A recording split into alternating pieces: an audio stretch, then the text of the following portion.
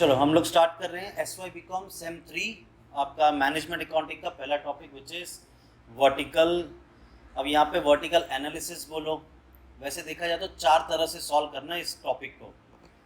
Vertical basis पे आप balance sheet income statement बना के दोगे, कंपैरेटिव बेसिस पे बैलेंस शीट इनकम स्टेटमेंट बना के दोगे, कॉमन साइज बेसिस पे बैलेंस शीट इनकम स्टेटमेंट बना के दोगे, और ट्रेंड एनालिसिस के बेसिस पे बैलेंस शीट और इनकम स्टेटमेंट बनाओगे। तो पहले तो तुम्हें बैलेंस शीट का फॉर्मेट, इनकम स्टेटमेंट का फॉर्मेट पता होना चाहिए कैसे बनता है। सबसे पहले तो ये जो टॉपिक है आपका मैनेजमेंट अकाउंटिंग, याद रखना इसमें कोई भी चैप्टर मतलब कोई भी स्टेटमेंट बनेगा तो वो बाहर जो शेयर होल्डर, पब्लिक, इन लोगों के लिए डिस्प्ले करने के लिए नहीं बनता है। ये सिर्फ आपकी कंपनी के अंदर जो मैनेजमेंट के लोग हैं उनके बेनिफिट के लिए, उनकी रिक्वायरमेंट के लिए ये बनता है। क्लियर है? तो चलो सबसे पहले हम लोग स्टार्ट करते हैं बैलेंस शीट का। सबसे पहले तो आप लोग को पता होगा 12th स्टैंडर्ड में आपने एक बैलेंस शीट बनाई हुई थी, इसको बोलते हैं टी फॉर्मेट, मतलब हॉरिजॉन्टल। हमें बनाना है यही बैलेंस शीट को वर्टिकल। पहले तो तुम्हारा टैलेंट एक्विजिशन होगा। अभी मुझे बताओ आप लोगों को क्या पता है लायबिलिटीज़ में क्या क्या आइटम आते हैं और एसेट्स में क्या क्या आइटम आते हैं। जो जो पता है एक एक करके बता दो तो इजी हो जाएगा आप लोग के लिए समझने के लिए। ये बताओ सबसे पहला कोई भी आइटम लायबिलिटी का बताओ। Very good. यहाँ पे आ जाएगा कैपिटल। हम लोग 12th स्टैंडर्ड में लिखते थे पार्टनर कैपिटल। अब यहाँ पे कैपिटल कौन सा आएगा? Equity share capital. चलो फटाफट जो याद है और बताओ। Very good. क्रेडिटर्स होता है। मैं लिख भी देखो किस तरह से रहा हूँ, एक के नीचे एक नहीं, कुछ हायरार्की के हिसाब से। Overdraft, very good. Bills payable, चलो तुम्हें बहुत कुछ पता है, वेरी गुड। लोन हो गया, आउटस्टैंडिंग एक्सपेंसेस हो गया, very very good. General reserve, profit and loss, और जो भी आपके रिजर्व्स होंगे वो, हाँ बुक में देख के नहीं बोलना है। फिर डिवेंचर हो गया, debenture is also kind of loan. चलो अब एसेट्स की तरफ देखते हैं। एसेट्स में बताओ कुछ चीज़ें। मशीनरी, हाँ, फर्नीचर, बिल्डिंग, हाँ इधर ही लगे रहो अभी, हाँ थोड़ा बाहर निकलो। कैश, डेटर, बस खत्म हो गई कहानी। हाँ हाँ हाँ हाँ, स्टॉक, वेरी गुड। स्टॉक, और कुछ भूल रहे हो? प्रीपेड, और नहीं वो तो डेटर्स में से माइनस हो जाएगा ऑडिटिंग। और अरे पता है तुम, हाँ very very good, investment, bill receivable, और सबसे ऊपर लिख देता हूँ मैं गुडविल। सबसे ऊपर जगह होती है ना इंटेंजिबल एसेट्स की। ठीक है, बस यही है। आपको पूरा बैलेंस शीट पता है, बस इसे बनाना है वर्टिकल फॉर्मेट में। ऐसा नहीं बनाना है स्ट्रेट। आपने बैंक का स्टेटमेंट देखा होगा कभी, तो सीधा एक के नीचे एक के नीचे एक के नीचे बनता है। पेज खत्म हो जाता है तो उसके नीचे कंटिन्यू होता है, बराबर। हम भी उसी तरह से बनाएंगे। तो पहले तो मैं तुम्हें एक बैलेंस शीट किस तरह से बनती है याद होना ज़रूरी है। प्रॉब्लम ये है कि अगर आपको बैलेंस शीट बनाने ही ना आए तो फिर सम सीख के क्या मतलब। ठीक है, तो सबसे पहले लायबिलिटी साइड बनाता हूँ मैं। यहाँ पे आप जब वर्टिकल बैलेंस शीट बनाओगे तो लायबिलिटी को बोलते हैं सोर्सेज ऑफ फंड्स। डन। आपने कहाँ से कौन से सोर्सेज से फंड इकट्ठा किया? दो ही सोर्स होते हैं हमारे पास, हमारा ओन फंड और दूसरा बोरोड फंड। बोरोड फंड का दूसरा नाम है ओव्ड फंड, बराबर। और ओन फंड का दूसरा नाम है शेयर होल्डर का फंड। चलो हो गया। आई होप तुम्हें लायबिलिटी साइड पूरा पता चल गया। क्लियर है? लायबिलिटी साइड को क्या बोलते हैं? Sources of fund. इसमें कितने पार्ट्स है? नहीं, अब बोलते वक्त क्या बोलना? Share holder fund, borrowed fund. Clear है? अब शेयर होल्डर फंड में क्या क्या आता है? तीन चीजें आएगी, share capital, reserve and surplus, और तीसरा आ जाएगा आपका फिक्टिशियस एसेट। अब ये होता क्या है सब बताऊंगा मैं, फिलहाल याद रखना है फॉर्मेट को। क्लियर है? चलो मैं अभी लास्ट बार बताता हूँ आपको बोलना कैसे। सोर्सेस ऑफ फंड में दो पार्ट है, share holder fund, borrowed fund. Share holder fund में तीन पार्ट है, share capital, reserve and surplus and fictitious asset. अब इसे मैं थोड़ा सा नीचे ले लेता हूँ। अब मैंने अगर ये तीन चीज़ें शेयर होल्डर फंड में लिखी है तो इनका जब मैं टोटल करूँगा तो वो क्या होगा? शेयर होल्डर फंड ना, बट लिखेंगे क्या हम यहाँ पे? नेटवर्थ। क्या लिखेंगे? ये कैसे मिलेगा? A plus B minus C. A plus B minus C. What is A? Share capital की amount, B reserve and surplus की अमाउंट, सी फिक्टिशियस की अमाउंट। माइनस करेंगे, इन दोनों को प्लस करेंगे और फिक्टिशियस माइनस करेंगे, हमें मिल जाएगा net worth. Net worth is nothing but your share holder fund. Clear है? चलो मुझे नेटवर्क तक बताना है तुमने, पूरा फॉर्मेट कैसे बनेगा। आपके पास 10 सेकंड है, मैं एक बार रीड आउट कर देता हूँ कैसे बोलना है। सोर्सेस ऑफ फंड में दो पार्ट है, पहला है शेयर होल्डर फंड, उसके अंदर आता है share capital, reserve and surplus and fictitious asset. We will get net worth A plus B minus C. आपके 10 सेकंड शुरू होते हैं अब। कोई भी दो खुशकिस्मत से पूछूंगा मैं। रेडी? रेडी? क्योंकि फॉर्मेट यार, अभी घर पे जाओगे पढ़ोगे, पता नहीं किस दिन पढ़ोगे, अभी कभी बाहर हो जाएगा, सीधा सम पे आ जाएंगे। डन? आपके 10 सेकंड खत्म होते हैं अब। चलो तुमसे शुरू करते हैं।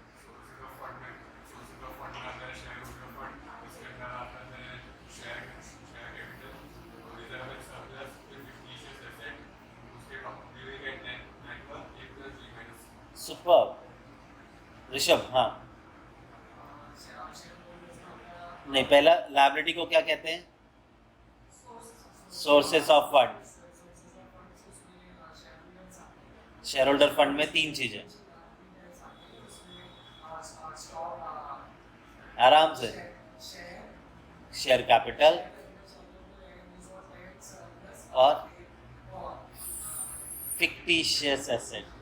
तो मिलेगा क्या? कैसे? खत्म। अब रही बात बोरोड फंड। बोरोड फंड में दो चीजें आएंगी, एक मैं बताता हूं, एक तुम बता दोगे। लॉन्ग टर्म फंड और दूसरा शॉर्ट टर्म फंड। डन? इनकी जो भी अमाउंट आएगी, दोनों का टोटल आउटर में गया, this total is nothing but borrowed fund. यहाँ पर आपका शेयर कैपिटल, रिजर्व, फिक्टिशियस, इनका कैलकुलेशन करके ये तीन आएगा नेट, ये अमाउंट आएगी net worth, this which is nothing but share holder fund. कोई बोल सकता है पूरा फॉर्मेट? हाँ, लास्ट एक लाइन लिख देता हूँ। फाइनली आपको मिल जाएगा capital employed. This is nothing but net worth plus borrowed fund. Net worth का टोटल है, बोरोड फंड का टोटल है, दोनों का टोटल करो, this is nothing but your capital employed. ये हो गया आपका टोटल। डन? चलो मैं एक बार रीड आउट कर देता हूँ, फिर आप बोलोगे। सोर्सेस ऑफ फंड के दो पार्ट है, पहला पार्ट है शेयर होल्डर फंड, उसके अंदर आता है share capital, reserve, fictitious. We will get net worth A plus B minus C. Borrowed fund के दो ही पार्ट है, long term, short term. Finally we will get capital employed, net worth plus borrowed fund. Done? आधी balance sheet हुई अभी तक, which is liability side. Done? चलो कौन बोलेगा पहले? पहले कौन बोलेगा? चलो बोलो।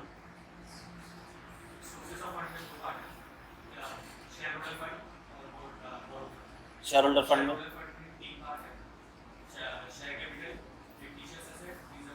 हायरार्की नहीं चेंज करनी है।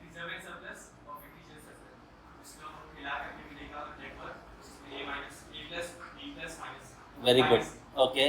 अब फाइनली कैसे खत्म, डन हो गया लायबिलिटी साइड बायड। चलो अब आते हैं हम लोग एसेट साइड पे। एसेट साइड तो बड़ा ही सिंपल है। अच्छा, लायबिलिटी साइड को क्या बोलते हैं हम लोग? Sources of fund. तो आप बोलोगे एप्लीकेशन ऑफ फंड। आपने शेयर होल्डर फंड से पैसा इकट्ठा किया, आपने बोरोड फंड से पैसा इकट्ठा किया, मिला के 10 लाख रुपया हो गया। अभी 10 लाख क्या करोगे? रखोगे? दो जगह पे इन्वेस्ट कर दोगे, इसे दो जगह पे यूज करोगे, एक फिक्स कैपिटल में, एक वर्किंग कैपिटल में। खत्म। Fix capital, working capital. तो फिक्स कैपिटल मतलब आपका फिक्स्ड एसेट, ठीक है। इन्वेस्टमेंट भी आ गया उसी में, फिक्स कैपिटल में इन्वेस्ट कर दिया, और दूसरा हो गया आपका वर्किंग कैपिटल। खत्म हो गया आपका एसेट साइड, मिल जाएगा कैपिटल एम्प्लॉयड विच इज 1 + 2 + 3। खत्म। ये इजी है, एप्लीकेशन ज़्यादा इजी है।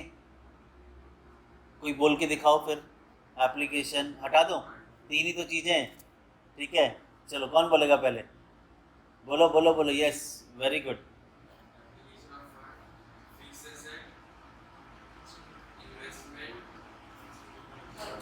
Working capital. ये कहाँ है? 1 + 2 + 3 is your capital employed. Done. इतना भी इजी नहीं है, थोड़ा सा भी इसको एक्सपांड करते हैं। फिक्स एसेट में दो तरह के फिक्स एसेट होते हैं, तुम्हें पता है? बताओ क्या? नहीं, इंटेंजिबल और टेंजिबल। बोल पाओगे पूरा? फिक्स एसेट, उसके अंदर intangible, tangible. Investment is nothing but आपका ट्रेड इन्वेस्टमेंट, एक्चुअल इन्वेस्टमेंट। इसमें कुछ नहीं लिखा होगा, बट वर्किंग कैपिटल में दो चीजें आएंगी, करंट एसेट्स और करंट लायबिलिटीज। खत्म। बट ये तो मैंने हेडिंग लिखा है ना, working capital. Working capital actually में मिलता कैसे है? Working capital is nothing but the difference between current assets and current liability. क्या बोला मैंने? Current assets and current liability. Difference between current assets and current liability. तो A - B मिल गया working capital. हो गया आपका फॉर्मेट पूरा कंप्लीट। डन। एक बार 10 सेकंड देता हूँ, इस पर ध्यान से देख लो। एप्लीकेशन ऑफ फंड में पहला फिक्स एसेट, जिसमें इंटेंजिबल, टेंजिबल, ये ऐसे ही बोलना, पहला इंटेंजिबल फिर टेंजिबल, फिर इन्वेस्टमेंट, फिर वर्किंग कैपिटल। वर्किंग कैपिटल में वर्किंग कैपिटल मिलेगा कैसे? A - B मतलब current asset minus current liability. इसका पूरा आपका एक चैप्टर ही है, जो अगला चैप्टर हम सीखेंगे। वर्किंग कैपिटल कैसे फाइंड आउट करते हैं। वर्किंग कैपिटल मतलब देखो, मैंने आपको कहा था, जैसे ही आपके पास पैसा आया उसे दो जगह पे इन्वेस्ट कर दो, फिक्स कैपिटल में और वर्किंग कैपिटल में। फिक्स कैपिटल वो होता है जिसमें आपने पैसा लगा दिया, फिक्स नेचर का है, बेचना पर्पस नहीं है। यहाँ पे फिक्स कैपिटल क्या होगा? बेंच, प्रोजेक्टर, टेबल, ये फैन, ये सब फिक्स्ड है, लंबे समय के लिए खर्चा किया। वर्किंग कैपिटल जो डेली बेसिस पे मुझे खर्चा होगा, that is your day to day transaction के लिए वर्किंग कैपिटल। डन। चलो अब आपको ये याद हो गया, बोलना है अब ये, ठीक है। मैं इसे हटा देता हूँ। कौन बोलेगा? बी कॉन्फिडेंट, बोलोगे तो याद रहेगा। Very good. हाँ, एसेट्स को क्या बोलते हैं? हाँ, नहीं, फिक्स्ड एसेट्स। सुपर, ठीक है।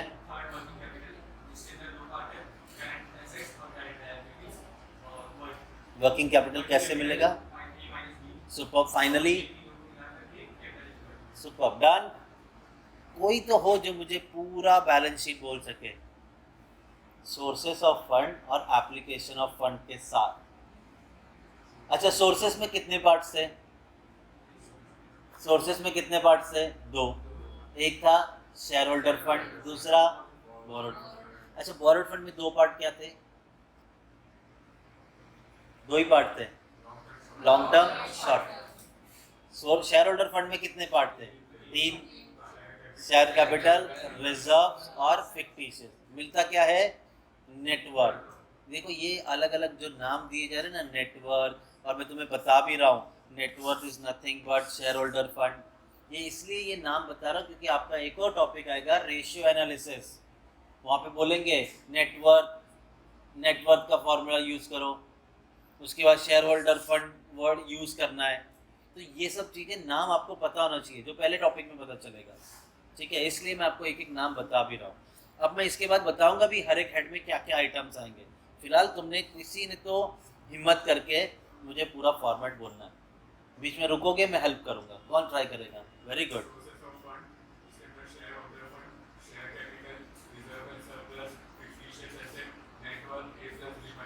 सुपर,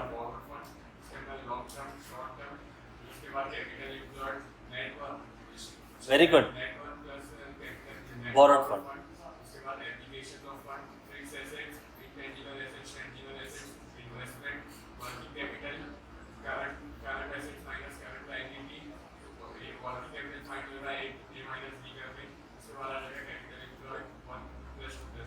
क्या बात है।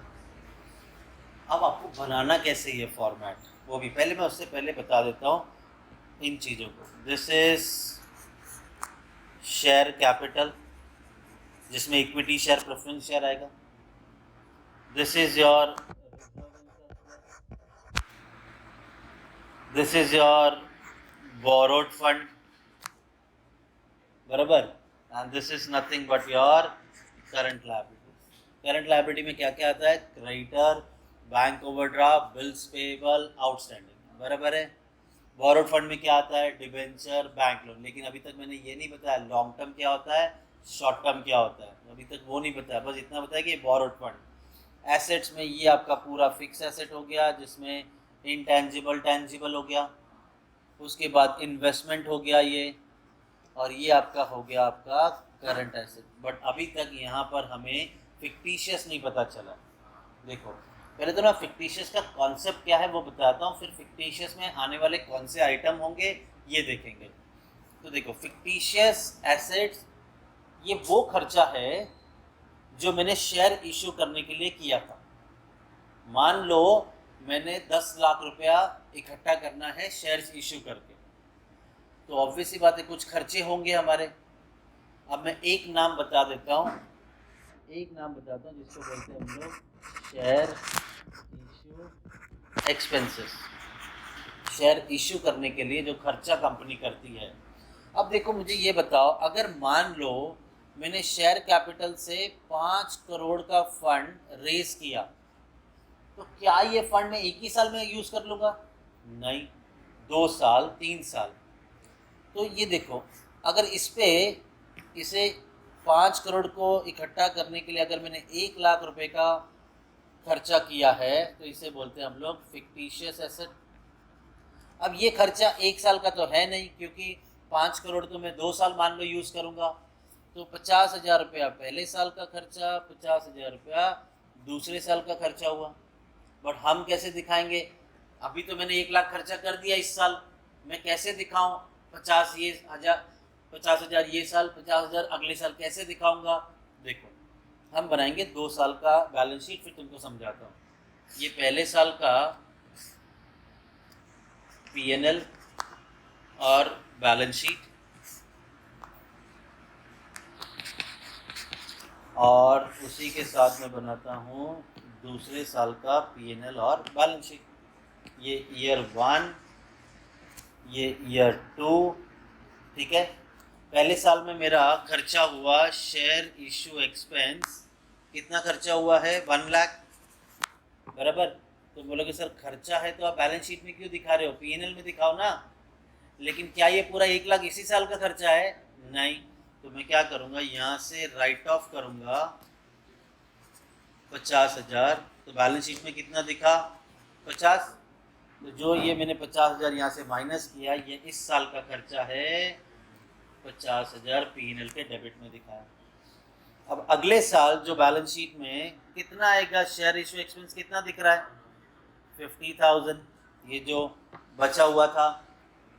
और फिर मैंने यहाँ पे से राइट ऑफ किया पूरा 50, बैलेंस शीट में कुछ नहीं दिखेगा, और P&L में मैंने दूसरे साल में खर्चा दिखा दिया। तो हो गया ना, 2 साल में आपने 1 लाख को दिखाया।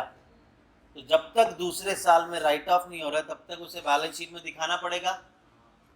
समझा कॉन्सेप्ट प्रिलिमिनरी एक्सपेंस का, मतलब फिक्टिशियस एसेट का। अच्छा, जैसे आप लोग डेप्रिसिएशन करते हैं उसी तरह से इसे भी राइट ऑफ करते हैं, बराबर। तो चलो अब मैं आपको 5 नाम बताने जा रहा हूँ, चार नाम बताने जा रहा हूँ फिक्टिशियस के। क्लियर है? जैसे ही यहाँ पे मैं नाम लिख दूंगा आपसे पूछना शुरू कर दूंगा, और ये आपको याद रखना है। हमारे फिक्टिशियस एसेट क्या क्या होते हैं।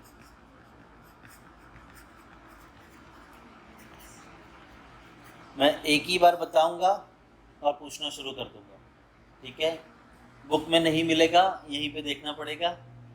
पहला है प्रिलिमिनरी एक्सपेंस, दूसरा है शेयर इशू एक्सपेंस, मैंने 2 बता दिए, 4 बताऊंगा, पूछूंगा।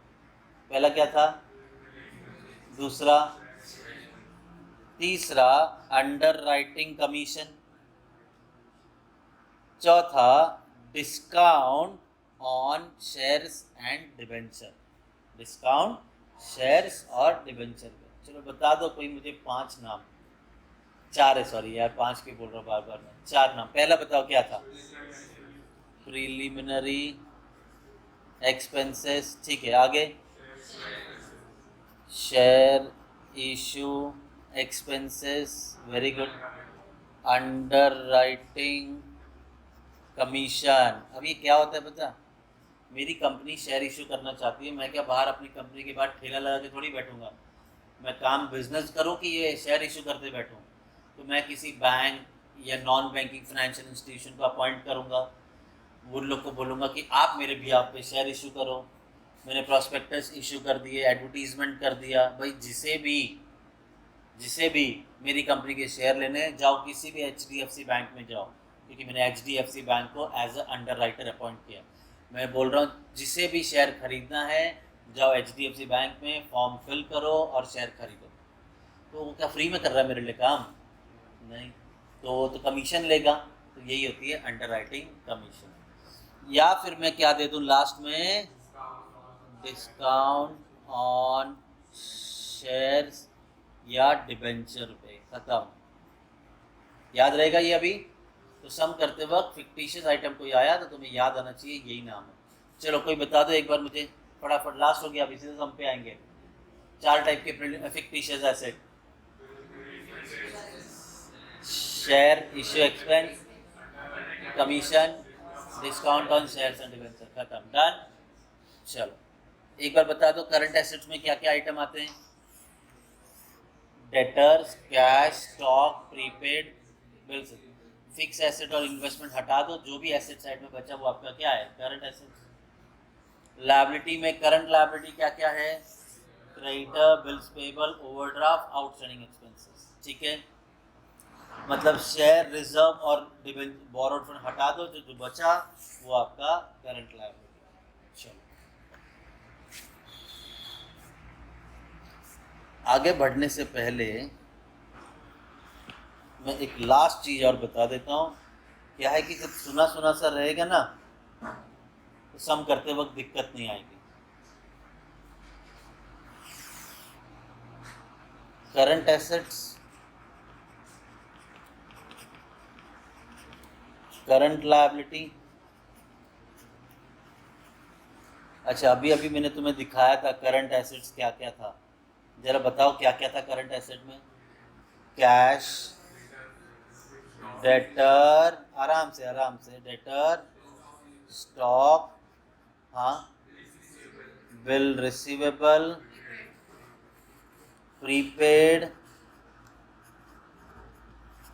या एडवांस पेड, एडवांस टैक्स भरते हैं, बराबर। मैंने अलग अलग इसलिए लिखा है क्योंकि ये है आपके क्विक आइटम और ये है आपके नॉन क्विक आइटम। तो क्या है ये क्विक नॉन क्विक? देखो, कैश मुझे चाहिए, मेरे ड्रॉवर में पड़ा है, क्विकली निकाला, क्विक है। बैंक, कैश बैंक एटीएम से यूज़ किया, बैंक ट्रांसफ़र कर दिया, क्विक है। डेटर्स, मुझे पैसे की ज़रूरत है, डेटर्स को कॉल किया, मेल किया, इन्फॉर्म किया, जो इंसान मुझे 3 दिन में पैसा देगा, जाओ उन्हें 10% का डिस्काउंट दिया, आ गया क्विकली पैसा। बिल रिसीवेबल, अरे बिल बना के रखा है, पैसा चाहिए, गया मैं बैंक में, डिस्काउंट करा लिया, क्विक हो गया। Now what is non quick? Stock, मेरे पास स्टॉक बना के रेडी पड़ा है, मुझे पैसे की ज़रूरत है, ज़बरदस्ती भेज सकता हूँ किसी को, तो नॉन क्विक हो गया। प्रीपेड, अरे पहले से भरा हुआ पैसा और पहले से भरा हुआ एडवांस टैक्स, रिफंड मांगने जाओगे तो समय लगेगा, पर्टिकुलर 15 दिन 45 डेज के बाद पैसा आता है, तो इस वजह से ये हो गए नॉन क्विक। समझ में आ गया? चलो, करंट लायबिलिटी भी तुमने आइटम्स देखे थे, बताओ क्या क्या देखा था उसमें? Creditor, bill payable, very good, overdraft, outstanding और एडवांस रिसीव भी तो करते हैं कई बार हम लोग। भैया हमसे मटेरियल चाहिए, हमसे गुड्स चाहिए, तो पहले एडवांस पेमेंट करो, तो एडवांस लेके रखा है। अब देखो, मैंने अभी फिर से बाइफर्केट कर दिया, तो ऊपर वाले आइटम क्या हो गए आपके? क्विक। जैसे हम डेटर्स को लालच दिया, क्विकली पैसा आया, तो हमें भी तो लालच देंगे क्रेडिटर, हमने उनको पैसा देना है। सामने से फ़ोन आया, जिसे भी डिस्काउंट चाहिए 10%, क्विकली 2-3 दिन में पैसा पे करो, क्विक। बिल पेएबल, हमने बिल पे करना है, जैसे बिल रिसीवेबल वैसे बिल पेएबल, ये भी क्विक। और आउटस्टैंडिंग कुछ है तो कभी भी आउटस्टैंडिंग आपको क्लियर करना पड़ेगा, डन। ओवरड्राफ्ट, तुम्हें पता है ओवरड्राफ्ट क्या होता है? एक फैसिलिटी होती है जो बैंक से मिलती है, ज़्यादातर ये करंट अकाउंट होल्डर को मिलता है, कुछ ना कुछ डेटर स्टॉक गिरवी रखना पड़ता है, रहेगा अपने पास, ठीक है। तो मैंने हाइपोथिकेट होता है एक तरह से, तो कुछ ना कुछ तो गारंटी देनी पड़ेगी, मेरा कुछ ना कुछ प्रॉपर्टी दे दूंगा, वो सब छोड़ो, फिलहाल ये देखना है ओवरड्राफ्ट क्या होता है। ओवरड्राफ्ट एक फैसिलिटी है, बैंक मुझे कहती है कि भैया ओवरड्राफ्ट फैसिलिटी अगर आपको चाहिए तो ले लो। मुझे दे दिया बैंक ने 2 करोड़ का ओवरड्राफ्ट, कितने का? 2 करोड़ का ओवरड्राफ्ट फैसिलिटी दिया है। बैंक बोलती है जितना विड्रॉ करोगे इसमें से उतने पे इंटरेस्ट लगेगा सिर्फ, और जितने दिन यूज़ करोगे उतने दिन का इंटरेस्ट पे करो। अब तुम मुझे बताओ बैंक चलती किससे? इंटरेस्ट से। बैंक घाई करेगा क्या? तुम डिफ़ॉल्ट करोगे तो ओवरड्राफ्ट फैसिलिटी कैंसिल कर देगा, लेकिन घाई नहीं करेगा। उन्होंने कहा यूज़ करो, जितने दिन डिले करोगे उतने दिन का पैसा। तो क्या ये क्विकली पे करना है? नहीं। तो ये हो गया आपका नॉन क्विक। एडवांस ले रखा है, सर्विस नहीं दी आपने, तो पैसा लौटाना पड़ेगा, तो ये भी नॉन क्विक है, ठीक है। तो अगर सर्विस ना दी तो ना, ठीक है। तो चलो, अब इतना याद रखना सर, क्यों बताया ये क्विक नॉन क्विक? क्योंकि मैंने तुम्हें यहाँ पर वर्किंग कैपिटल में करंट एसेट्स करंट लायबिलिटी दिया है, बट इसमें हमको बाइफर्केट करके लिखना होगा क्विक कौन सा और नॉन क्विक कौन सा।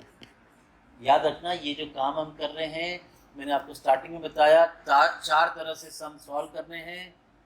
ये क्विक नॉन क्विक सिर्फ वर्टिकल के टाइम पे करोगे, और बाकी जगह नहीं किया बाइफर्केट तो चलेगा, कोई दिक्कत नहीं, समझा? तो इस तरह के जब हम सम सॉल्व करेंगे तब वहाँ पे ध्यान देना है, क्विक नॉन क्विक अलग लिखना। चलो, अब तो मैंने पूरा बेसिक बता दिया आपको, ठीक है। अब ये फॉर्मेट बनेगा कैसे? इस तरह से आपका फॉर्मेट बनेगा। आपने लिखा सोर्सेस ऑफ फंड, उसके अंदर share holder fund, share capital, reserves, fictitious, आपको मिल जाएगा network which is A + B - C। फिर आ जाएगा आपका बोरोड फंड, जिसमें long term fund, short term fund, ठीक है। छोड़ दो अंदाजे से 4-4, 5-5 लाइन, इससे ज़्यादा आइटम्स नहीं होंगे, क्लियर।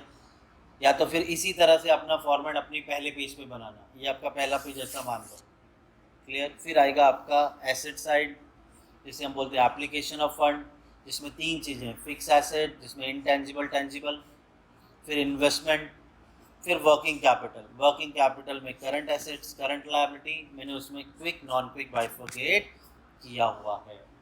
डन। चलो अब मैं आगे सम शुरू करने से पहले तुमसे कुछ पूछ लूँ तो ज़्यादा बढ़िया है, ठीक है? मुझे फटाफट बता दो, करंट एसेट्स में non quick item, current assets में नॉन क्विक आइटम 3 थे, बताओ क्या क्या थे? Very good. Stock, stock prepaid था और एडवांस टैक्स था, बराबर। अच्छा, नॉन क्विक लायबिलिटी में क्या था? Overdraft, advance receive. चलो तुम्हें अभी आ गया, अभी तुम्हें कोई दिक्कत खास होगी नहीं। जब भी सम सॉल्व करोगे अपना ऐसा फॉर्मेट रेडी कर दो और फिर उसको फिल करना, और फिल करते वक्त एक एक आइटम को फिल करना, तो आपका कोई आइटम मिस नहीं होगा, ठीक है? साथ साथ में फॉर्मेट बना के सॉल्व करोगे, श्योर है एक आध आइटम मिस कर दोगे। तो आपको पहले इसके लिए फॉर्मेट याद दिलाया है मैंने, अब तक सिर्फ बैलेंस शीट याद दिलाया। आज हम लोग बैलेंस शीट वाला ही सम करेंगे, फिर हम लोग कल इनकम स्टेटमेंट देखेंगे, फिर हम लोग इनकम स्टेटमेंट सीख के उसके सम करेंगे, ठीक है? तो चलो चलते हैं हमारे पहले क्वेश्चन पे।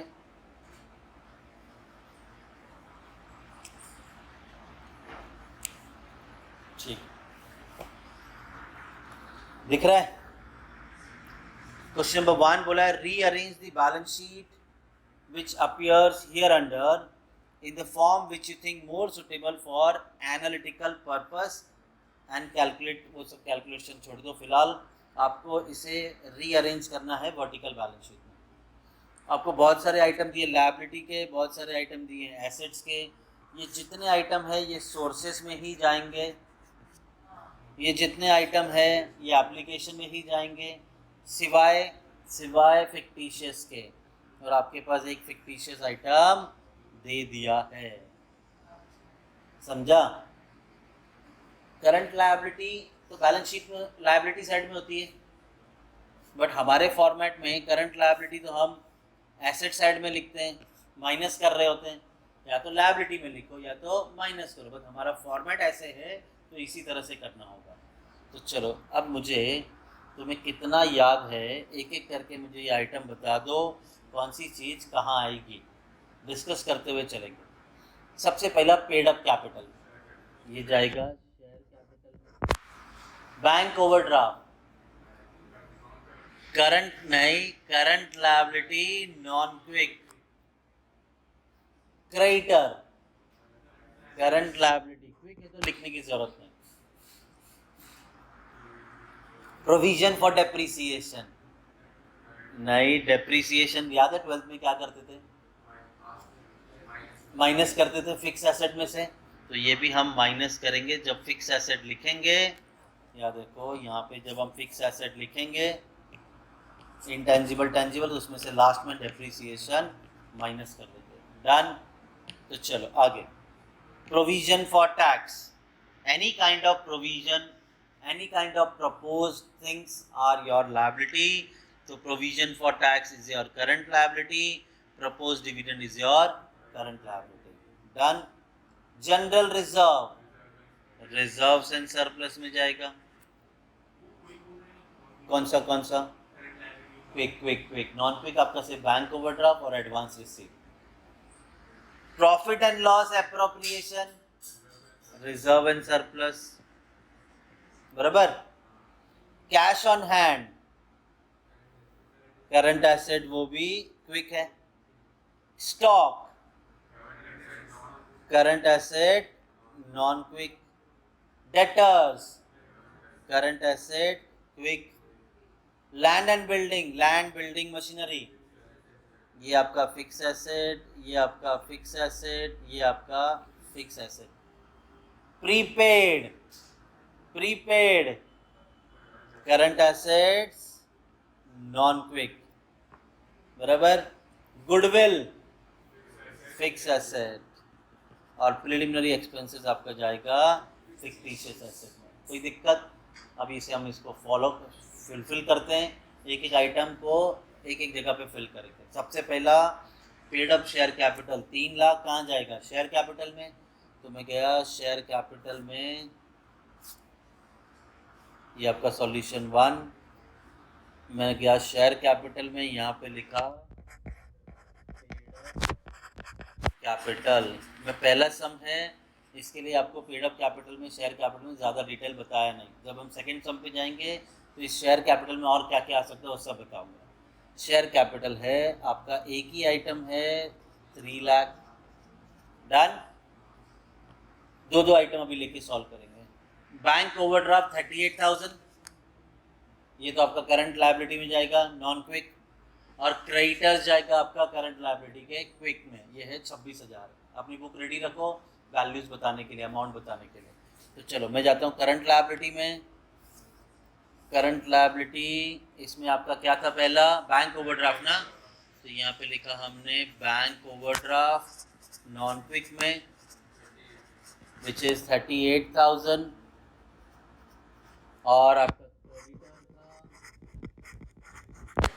क्विक में गया 26,000, डन। चलो आगे बढ़ते हैं। प्रोविजन फॉर डेप्रिसिएशन, ये तो फिक्स एसेट में से माइनस हो जाएगा। मैं गया फिक्स एसेट में, सबसे लास्ट आइटम में लिख दूंगा माइनस प्रोविजन फॉर डेप्रिसिएशन। कितनी अमाउंट है 55, ये तो माइनस हो जाएगा, इस वजह से मैंने ब्रैकेट में लिख दिया। आगे बढ़ते हैं। Provision for tax, propose dividend, दोनों करंट लायबिलिटी है, तो मैं करंट लायबिलिटी में गया, प्रपोज डिविडेंड और प्रोविजन फॉर टैक्स, कितना प्रपोज डिविडेंड 15,000, 9,250 आपका टैक्स हो गया। आगे बढ़ते हैं। फिर आपको दिया जनरल रिजर्व और प्रॉफिट एंड लॉस, ये तो रिजर्व एंड सरप्लस में जाएगा, तो हम जाएंगे यहाँ पे रिजर्व एंड सरप्लस में, क्या था आपका जनरल रिजर्व और क्या था profit and loss appropriation. General reserve कितना 55,000 और प्रॉफिट एंड लॉस, देखो ये दो आइटम थे ना, इस वजह से मैंने इनर कॉलम में लिखा, इसका टोटल आउटर में जाएगा 61,750, डन। तो समझ गया फर्स्ट कॉलम सेकंड कॉलम क्यों है, मल्टीपल आइटम है तो पहले कॉलम में, सिंगल आइटम है तो दूसरे कॉलम में। चलो अब आ गया हमारा लायबिलिटी साइड, पूरा हो गया खत्म। एसेट साइड में cash 250 current asset, stock 128,200 current assets के नॉन क्विक में। तो जाते हम लोग करंट एसेट्स में, पहला क्या था कैश कितना, और आपका था स्टॉक नॉन क्विक है कितना 128, डन। चलो आगे बढ़ते हैं। डेटर्स 125,050, कहाँ जाएगा डेटर्स, करंट एसेट क्विक में, डेटर्स 125,050, डन। चलो आगे लैंड बिल्डिंग मशीनरी, तीनों का फिक्स एसेट है, तो मैं गया फिक्स एसेट में,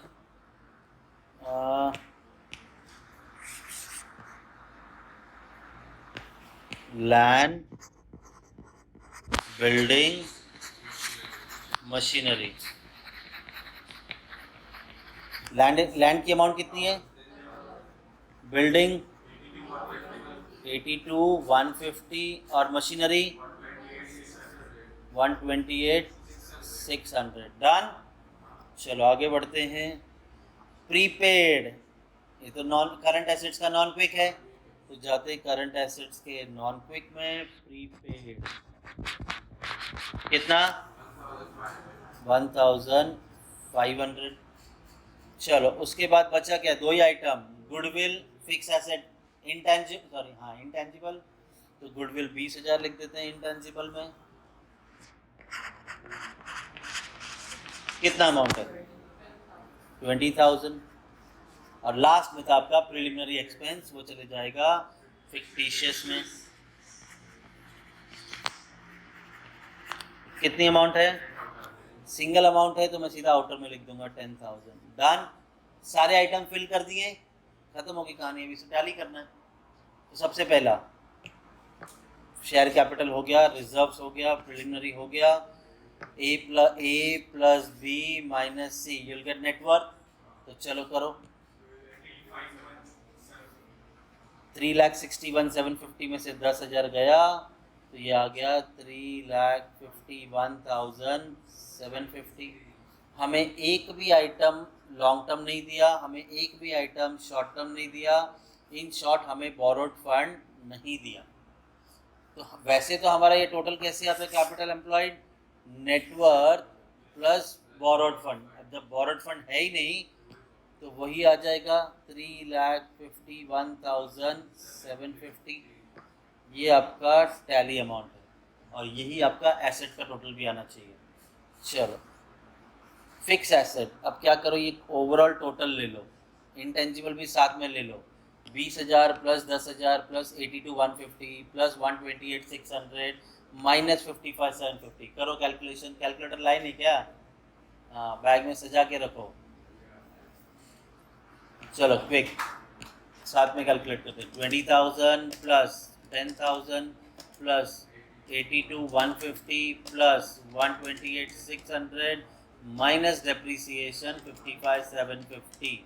तो ये आपका टोटल ओवरऑल आ गया 1,85,000। पता है ना लास्ट में कैपिटल एम्प्लॉयड कैसे मिलता है, 1 + 2 + 3। तो 1 तो मिल गया, 2 तो था ही नहीं इन्वेस्टमेंट, 3 तो तब मिलेगा जब आपको करंट एसेट करंट लायबिलिटी का टोटल पता होगा। तो चलो करंट एसेट्स का क्विक और नॉन क्विक का टोटल करो, दोनों जोड़ दो, ये सारा टोटल करो। अरे मैंने हटा दिया ना यहाँ से, करो अभी।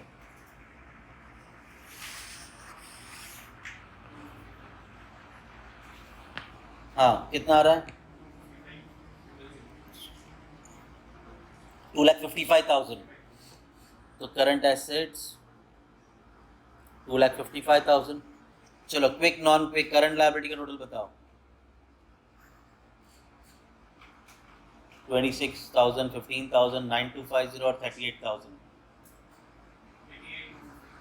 88,250। चलो ए माइनस बी, ए 2,55,000 माइनस बी 88,250। तो वर्किंग कैपिटल कितना,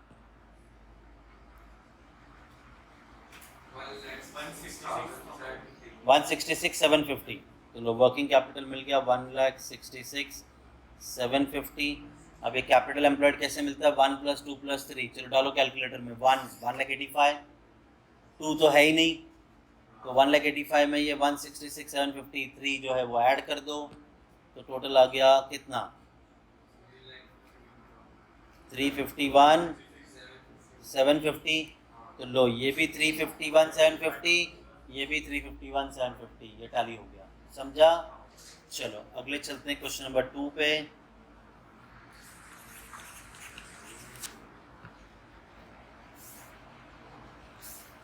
ठीक है, क्वेश्चन 2 बोल रहा है the following balance appear in the books of Kadu brothers private limited 31 March 22 को।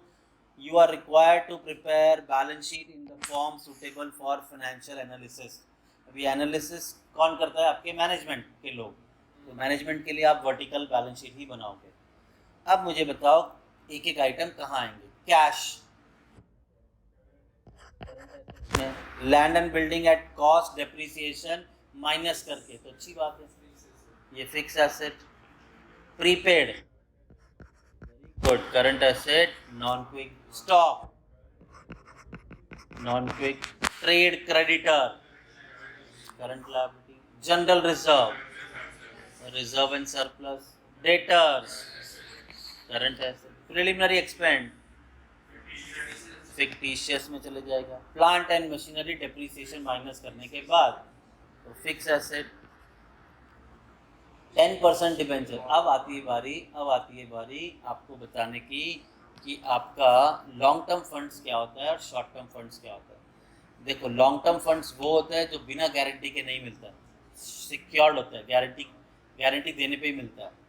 क्या क्या होगा, बैंक से लोन लिया, गारंटी देना पड़ेगा। Debenture, debentures are always secured. What do you mean by secured?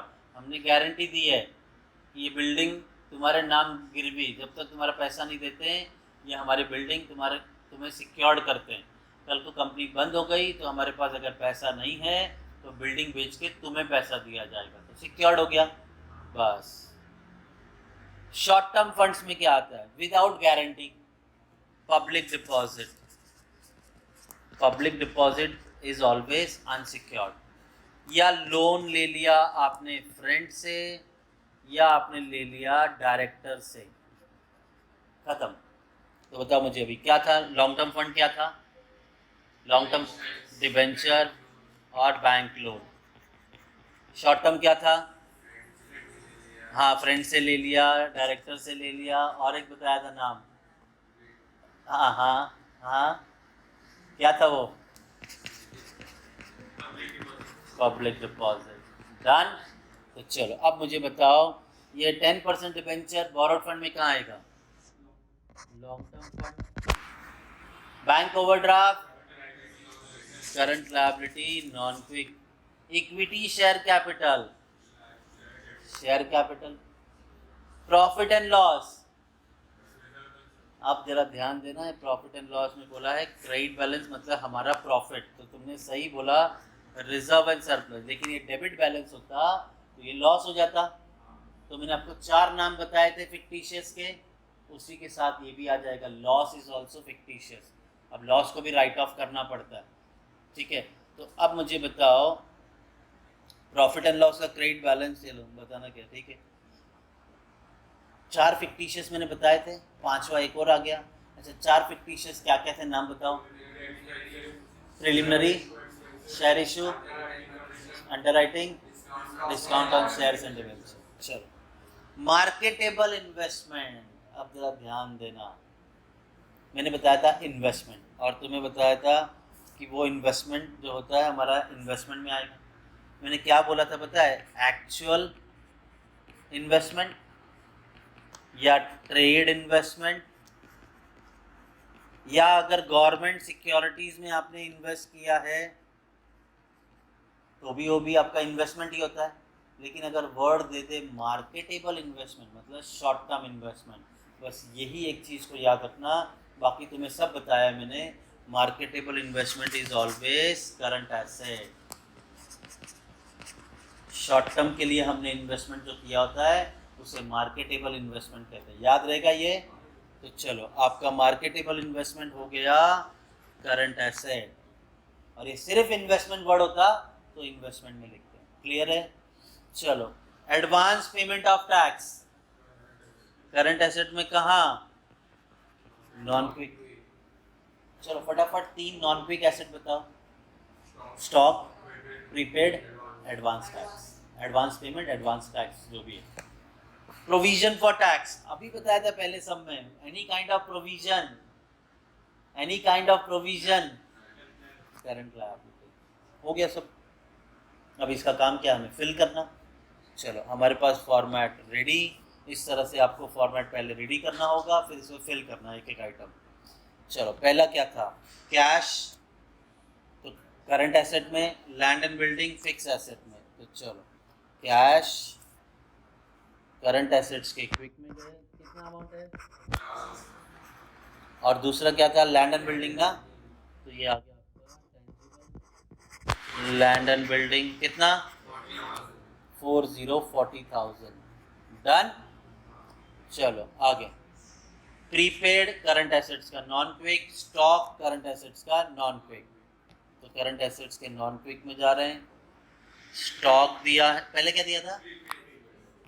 पहला दिया था प्रीपेड, और क्या था? स्टॉक। प्रीपेड कितना है? 10,000। स्टॉक कितना है? 30,000। डन। चलो आगे बढ़ते हैं।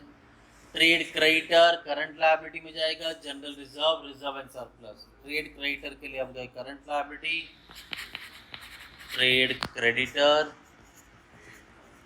कितना, और दूसरा क्या था आपका, जनरल रिजर्व के लिए रिजर्व एंड सरप्लस में जाएंगे, कितना 40 14,000। डन, आगे बढ़ते हैं। डेटर्स करंट एसेट्स में और प्रिलिमिनरी फिक्टिशियस में। तो डेटर्स जो पहले प्रिलिमिनरी लिख देता हूँ उसी के पास है। प्रिलिमिनरी एक्सपेंस कितना 3,000, और दूसरा क्या था डेटर्स करंट एसेट्स 18। डन, चलो आगे बढ़ते हैं। Plant and machinery fix asset है और डिबेंचर आपका लॉन्ग टर्म फंड है। जाते हैं हम plant and machinery fix asset में लिखेंगे। प्लांट एंड मशीनरी कितनी अमाउंट है 552, और 10% डिबेंचर आपका लॉन्ग टर्म फंड है। तो 10%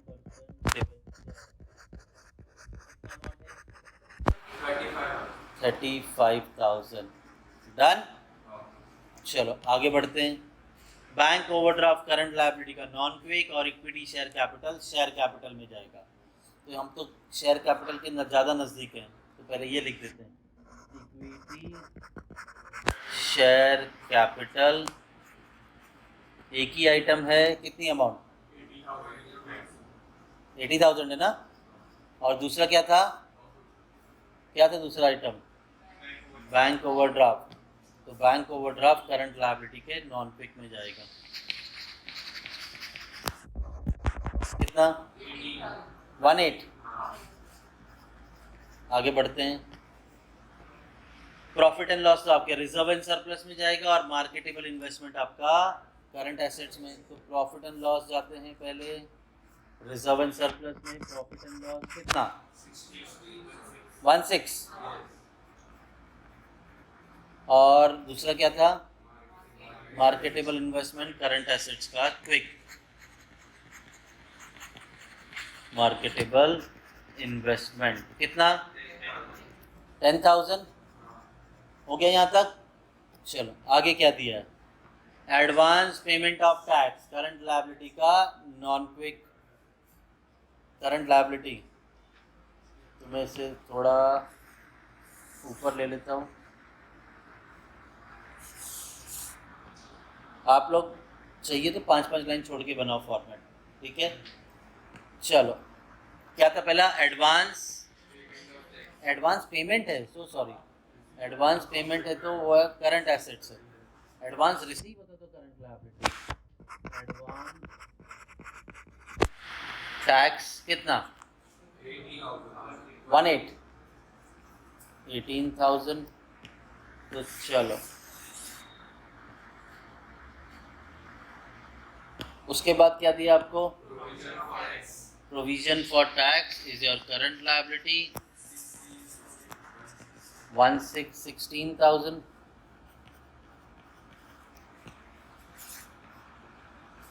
हो गया सब। चलो फिर टैली करना शुरू।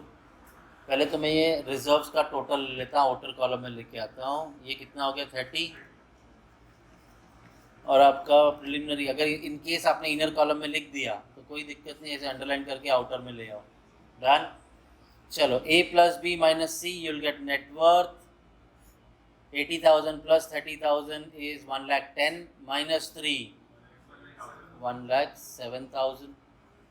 आपके पास लॉन्ग टर्म है लेकिन शॉर्ट टर्म नहीं है, तो आपका टोटल जाएगा आउटर में 35,000।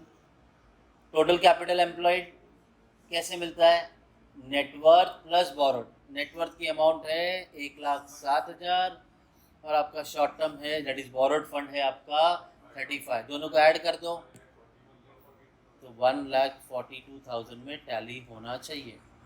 डन, आते हैं एसेट साइड में। इंटेंजिबल तो था नहीं, डेप्रिसिएशन था नहीं, तो सिर्फ इसी का टोटल आ गया आउटर में 92,000। हमारे पास इन्वेस्टमेंट इस बार भी नहीं दिया, चलो क्विक और नॉन क्विक करंट एसेट्स का टोटल बताओ। क्विक क्विक कैलकुलेटर चलाओ, इतना फास्ट रहो। हाँ, 6,000 plus 18,000 plus 10,000 plus 10,000 plus 30,000 plus 18,000 total comes to 92,000। अब current liability quick non quick दोनों को मिला के टोटल करो। Speed up speed up. 42,000। चलो अब मुझे करंट एसेट 92 में से करंट लायबिलिटी 42 माइनस करके बताओ कितना आ रहा है। 50। तो आपका वर्किंग कैपिटल हो गया 50। 1 + 2 + 3 1 लो 92,000, 2 है नहीं तो 92,000 + 50,000 कम्स टू 1,42,000।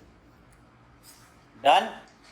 तो ये भी 1,42,000 और यहाँ पर भी 1,42,000। समझा? चलो थर्ड सम पे चलते हैं अब।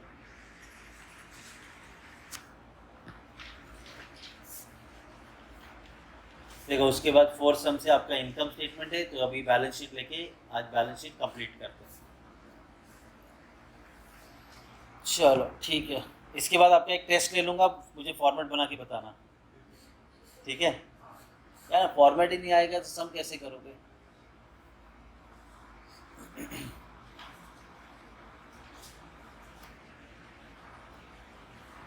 Start third.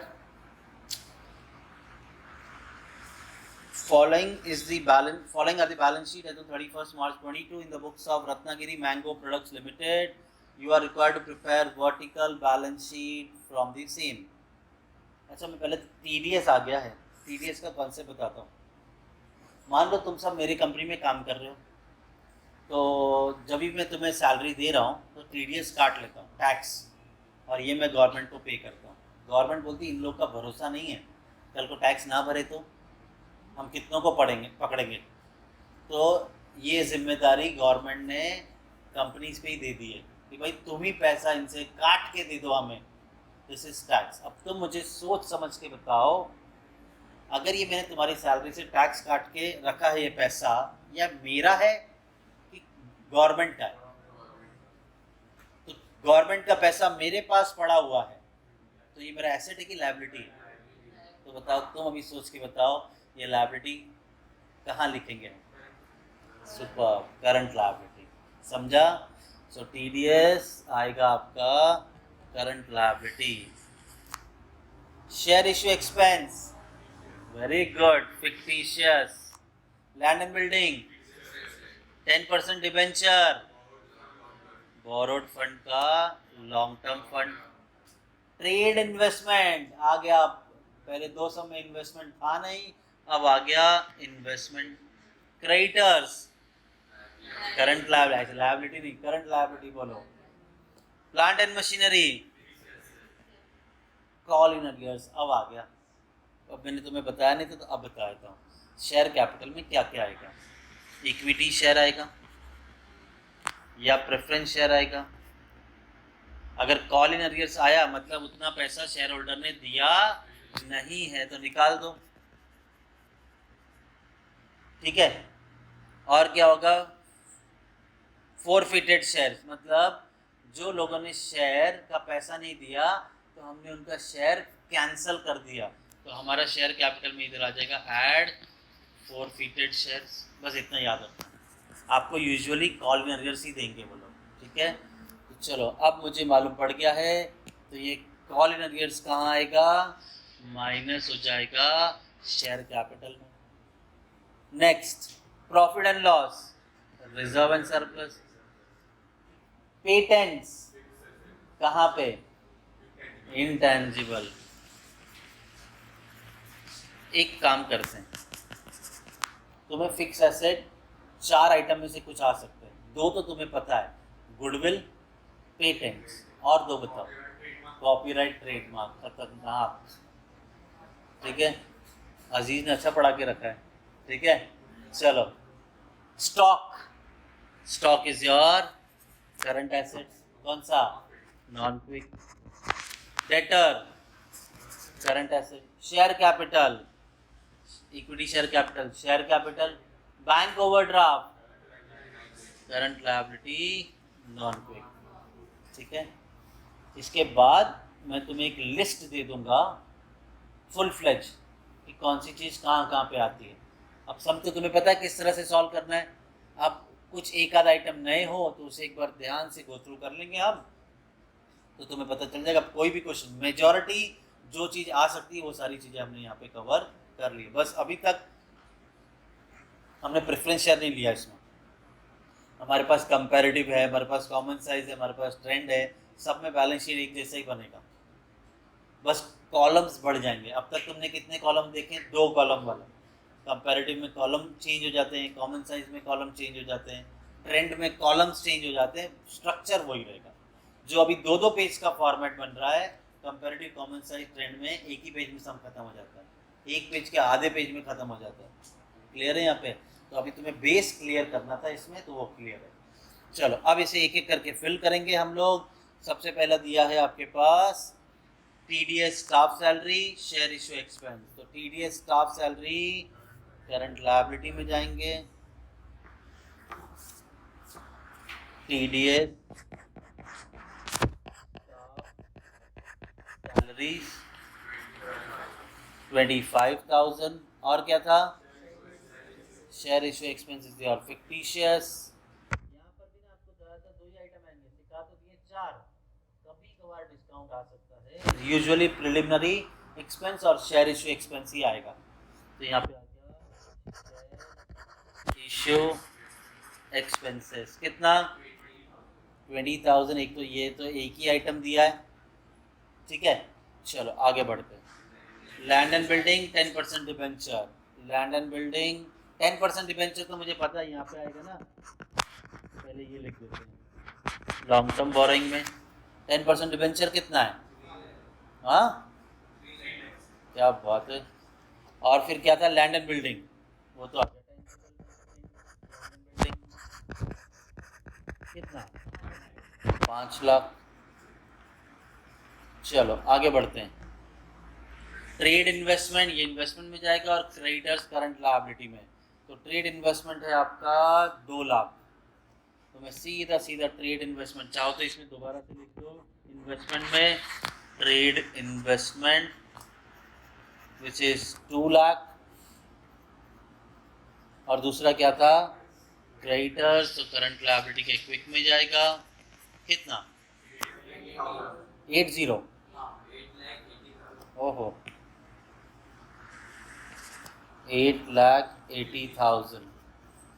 आगे plant and machinery fix asset, call in arrears minus हो जाएगा। तो plant and machinery fix asset,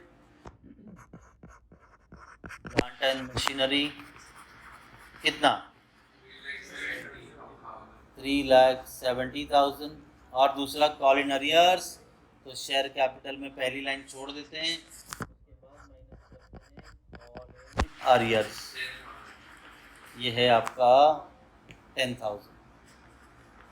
ये माइनस होगा तो ब्रैकेट में लिख देंगे, डन। चलो आगे बढ़ते हैं। प्रॉफिट एंड लॉस रिजर्व्स में जाएगा, पेटेंट्स इंटेंजिबल में। तो प्रॉफिट एंड लॉस आ गया यहाँ पे, कितना? ये एक ही आइटम है इस बार, 3,85,000। और दूसरा क्या था? पेटेंट्स इंटेंजिबल है 0,50,000। नेक्स्ट देखते हैं, स्टॉक करंट एसेट्स के नॉन क्विक में, डेटर्स करंट एसेट्स के क्विक में। तो हम लोग गए स्टॉक नॉन क्विक में, कितना? 4,35,000। और डेटर्स क्विक में आ जाएगा कितना?